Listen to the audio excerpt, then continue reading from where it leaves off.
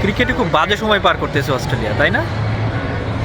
পাকিস্তানের কাছে হারার পর আবার বাংলাদেশেও এসে হারছে, তো এই জন্য অবশ্য বাংলাদেশকে অনেক অনেক অভিনন্দন। আর অস্ট্রেলিয়া দলের যে এই অধপতনের জন্য অবশ্য আমি দুইটা কারণ খুঁজে পেয়েছি। একটা হচ্ছে প্রতিভার অভাব।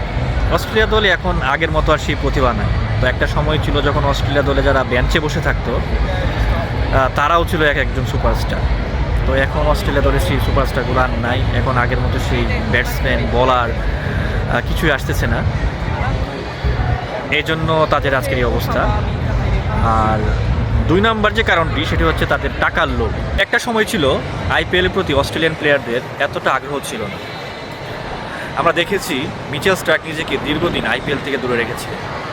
এছাড়াও আমরা দেখেছি গুরুত্বপূর্ণ সিরিজের আগে বা বিশ্বকাপের আগে অস্ট্রেলিয়ান প্লেয়াররা নিজেদেরকে আইপিএল থেকে সরিয়ে নিতে। তবে এখন পরিস্থিতি ভিন্ন। এখন অস্ট্রেলিয়ান প্লেয়াররা আইপিএল খেলতে মুখিয়ে থাকে। আইপিএলের জন্য অনেক গুরুত্বপূর্ণ সিরিজও তারা বাদ দিয়ে দেয়। আমরা দেখেছি সর্বোচ্চ চ্যাম্পিয়ন্স ট্রফিতে অস্ট্রেলিয়ার অনেকেই খেলে নেয়, বাট চ্যাম্পিয়ন্স ট্রফির পরেই ছিল আইপিএল, তখন আবার সবাই খেলেছে, তখন তাদের আর ইনজুরি নাই।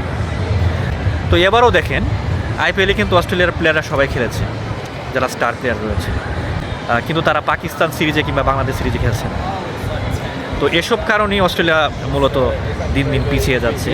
তারা আসলে টাকার লোভে তাদের সে ধ্বংসের কারণ। এবং শুধু প্লেয়াররা নন, বোর্ডও টাকার লোভে পড়ে গেছে। আপনারা শুনে খুব অবাক হবেন যে আপকামিং যে বিগ ব্যাশ সেটি ভারতে শুরু হবে।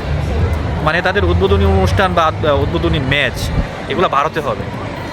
তাহলে স্পষ্টই বোঝা যাচ্ছে যে শুধু প্লেয়াররা নয়, আইপিএলের টাকার লোভে অস্ট্রেলিয়ান বোর্ডও পড়ে গেছে।